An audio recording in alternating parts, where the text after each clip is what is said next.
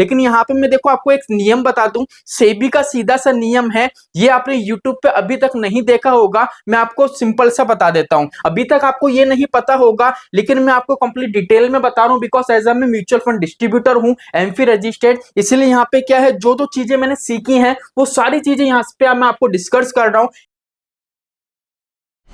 नमस्कार दोस्तों, जय श्री श्याम। काफी निवेशक की क्वेरी है कि सर क्वांट म्यूचुअल फंड की बात करें तो इसकी काफी ऐसी स्कीम्स है जो हमने हमारे पोर्टफोलियो में शामिल कर रखी है, लेकिन हमारा पोर्टफोलियो है उसकी 12 बच चुकी है, नेगेटिव वैल्यू हमको देखने को मिल रही है, और क्वांट एएमसी में फ्रंट रनिंग का जो केस है वो स्कैम की बातें हमारे सामने आ रही है 2024 से। तो करंट टाइम में सर एक्सिट करना चाहिए या कंटिन्यू करना चाहिए? तो देखो आज की वीडियो में हम जो डिस्कस करेंगे कंप्लीट 6 फंड के ऊपर बात करेंगे, quant small cap, quant mid cap, quant large and mid cap, quant active fund, quant multi assets fund और quant ELSS tax saving fund. अब यहाँ पे क्या होता है दोस्तों, अगर आप मेरे काफी पुराने व्यूवर्स हो तो आपने देखा होगा बहुत कम ऐसी कंडीशन होती है जब मैं आपको बोलता हूँ कि म्यूचुअल फंड से एक्सिट कर लो। आई थिंक अभी तक मैंने आपको नहीं बोला होगा, बिकॉज क्या होता है मार्केट में जब भी करेक्शन आता है, जब भी कोई स्कैम आता है, तो वहां पे मैं एनालिसिस करता हूं और उस तौर पे आपको बताता हूं कि कंटिन्यू रखो, कंपाउंडिंग पे इफेक्ट होगा अगर यहां से आप एक्सिट ले लेते हो या स्विच करते हो। लेकिन आज की वीडियो थोड़ी डिफरेंस होने वाली है,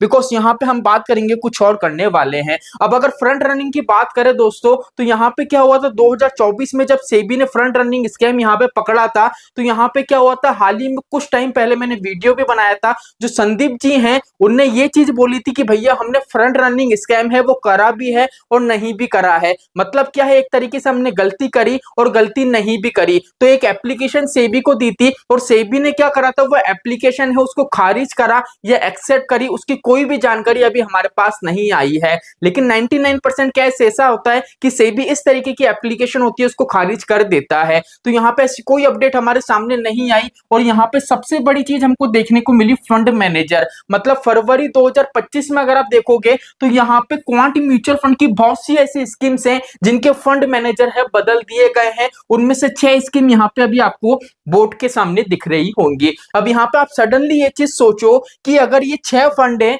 अगर एक साथ ही सेम डे को अगर फंड मैनेजर चेंज हो जाते हैं तो नॉर्मल सी बात है भैया, एएमसी के अंदर कुछ तो ऐसा हुआ होगा जिसको लेके ये सारी चीजें चेंज हुई है। बिकॉज क्या अभी हमारे सामने कोई ऐसी न्यूज नहीं आई है, मार्केट में सर्कुलेट नहीं हुई है, लेकिन एएमसी के अंदर अंदर ऐसा कुछ चल रहा है, सेबी ने ऐसा कुछ कहा है जिससे क्या है यहाँ पे फंड मैनेजर के रूप में इफेक्ट हमको देखने को मिल रहा है, और यहाँ पे एक्सपेंस रेशियो के रूप में भी आपको क्या है थोड़ा चेंजेस आपको देखने को मिलेगा। तो चलिए यहाँ पे थोड़ा आगे बढ़ते हैं, अब आपको बताते हैं फंड मैनेजर कैसे हुए हैं। अब यहाँ पे देखो बात करें क्वांट स्मॉल कैप की तो Sandeep ji, Varun ji, quant mid cap की बात करें तो Sandeep ji, Varun ji, quant large and mid cap की बात करें तो संदीप जी, वरुण जी। मतलब देखो संदीप जी, वरुण जी एक साथ इनको 3 फंड में फंड मैनेजर नियुक्त कर दिया गया है। क्वांट एक्टिव फंड की बात करें तो वापस से संदीप जी आ गए, ये लोकेश जी यहाँ पे थोड़े नए आ गए। चलो क्वांट मल्टी एसेट्स फंड की बात करें तो समीर जी ये बिल्कुल नए आ गए, इनकी भी छोड़ो। यहाँ पे क्वांट ईएलएसएस फंड की बात करें तो देख लीजिए संजीव जी,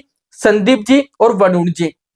ठीक है, अब आप मुझे एक बात बताओ, अगर कोई भी एक फंड मैनेजर है, ठीक है, आज कोई पर्टिकुलर एक पर्सन है, अगर उसको बोल दिया जाए कि भैया ये पर्टिकुलर एक फंड है, इसमें आपको फंड मैनेजर के रूप में नियुक्त कर रहे हैं, इसमें जितना भी निवेशक का पैसा है आपको मैनेज करना है, तो वो फंड मैनेजर अच्छे खासे तरीके से मैनेज करेंगे, कोई दिक्कत परेशानी नहीं आएगी। लेकिन आप यहाँ पे ये चीज सोचो, यहाँ पे जो संदीप जी हैं, वरुण जी हैं, उनको एक साथ क्या है 4-5 फंड में फंड मैनेजर नियुक्त कर दिया। अब एक बात बताओ, अगर कोई भी अगर आपको एक काम देंगे तो आपका फोकस उसी काम में लगा रहेगा, लेकिन अगर पर्टिकुलर एक ही टाइम में अगर आपको 5 से 6 काम दे दें तो आपका माइंड है वो डाइवर्ट हो जाएगा और प्रॉपर तरीके से काम नहीं हो पाएगा। इसलिए यहाँ पे क्या है, देखो पहली चीज तो अगर हम देखें तो फरवरी 2025 में फंड मैनेजर चेंज कर दिए गए हैं, और यहाँ पे अगर आप देखोगे तो एक्सपेंस रेशियो भी ज्यादा देखने को मिलेगा। अगर एक्सपेंस रेशियो की बात करें तो देखो, अगर क्वांट स्मॉल कैप की बात करें तो 1.04% एक्सपेंस रेशियो भी करंट टाइम में आपको देखने को मिलेगा। अब जितनी भी स्कीम्स हैं उनका एक्सपेंस रेशियो कम देखने को मिलेगा, सिर्फ आपको स्मॉल स्मॉल कैप का एक्सपेंस रेशियो ज्यादा देखने को मिलेगा।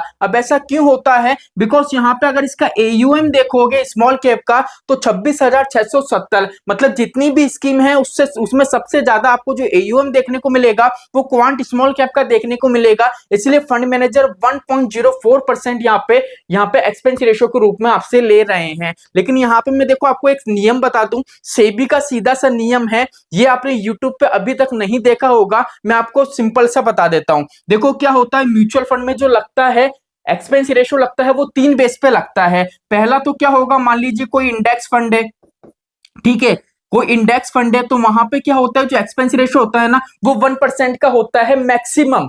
ठीक है, मैक्सिमम 1% का होता है।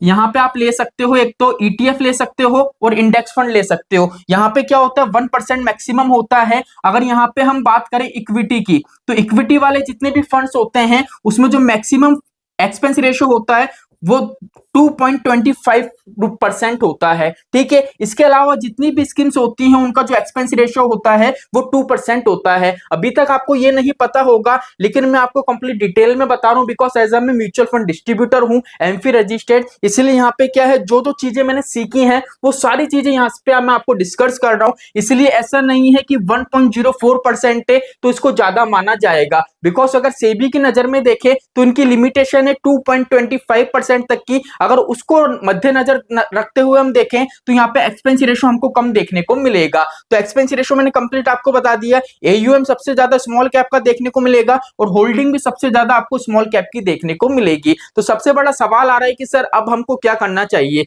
तो देखो सीधी सी बात इतनी सी है, स्मॉल कैप को एक बार साइड में रखो। इसके अलावा जितने भी फंड हैं अभी जो मैंने व्हाइट बोर्ड पे आपको बताए हैं उन सभी फंड में अभी आप कंटिन्यू रख सकते हो। कंप्लीट मैं एनालिसिस करूंगा, जैसे ही मुझे कोई अपडेट मिलती है, कोई ऐसी न्यूज मिल जाती है उसके बाद मैं आपको बताऊंगा यहाँ से एक्सिट करना चाहिए या कंटिन्यू रखना चाहिए। अभी के लिए यहाँ पे आप कंटिन्यू रख सकते हो। लेकिन यहाँ पे बात आती है स्पेशली स्मॉल कैप की, तो स्मॉल कैप में देखो सीधा सा रास्ता मैं यही बताऊंगा आपको, अगर आप रिस्क नहीं ले सकते हो तो यहाँ से आप एक्सिट ले सकते हो। कोई जोर जबरदस्ती नहीं है, आपके ऊपर आप किस तरीके का निवेश करना चाहते हो। बिकॉज आपकी नजर में देखें तो एक्सपेंस रेशियो यहाँ पे ज्यादा हो चुका है डायरेक्ट प्लान का, ठीक है, और यहाँ पे अगर हम देखें तो फंड मैनेजर पे काफी ज्यादा चेंज हो चुके हैं। अब यहाँ पे सबसे बड़ी दिक्कत परेशानी ये है, पहली चीज तो मार्केट में गिरावट आ रही है और गिरते बाजार में फंड मैनेजर चेंज हो गया, एक्सपेंस रेशियो बढ़ गया, तो पोर्टफोलियो में तो नॉर्मल सी बात है हमको जो गिरावट देखने को मिलेगी वो ज्यादा से ज्यादा देखने को मिलेगी। अगर आपका टारगेट है शॉर्ट टर्म का, या मान लीजिए आपकी 15 साल की प्लानिंग थी, आपको 12 साल या 10 साल कंप्लीट हो गए, तो नॉर्मल सी बात है क्वांट स्मॉल कैप वाला जो फंड है उससे आप एक्सिट ले लोगे तो कोई दिक्कत परेशानी आपको नहीं आनी है। लेकिन अगर आपका अभी आपने हाल ही में स्टार्ट करा है और लॉन्ग टर्म का टारगेट है तो कंटिन्यू रखो, कोई दिक्कत परेशानी नहीं आएगी। बाकी जो नेक्स्ट वीडियो आएगा कंप्लीट डिटेल के साथ आएगा, उसमें कंप्लीट बताएंगे एक्सिट करना है या कंटिन्यू आपको रखना है। अगर वीडियो अच्छा लगा हो तो वीडियो को लाइक करना, चैनल को सब्सक्राइब करना। हमारी जो सेकंड वीडियो है आपके कमेंट्स के ऊपर वो आज इवनिंग में या दिन में आपको मिल जाएगा। तो चलिए आज के लिए इतना ही, मिलते हैं हमारी नेक्स्ट वीडियो में। जय श्री राम दोस्तों, जय श्री राधे।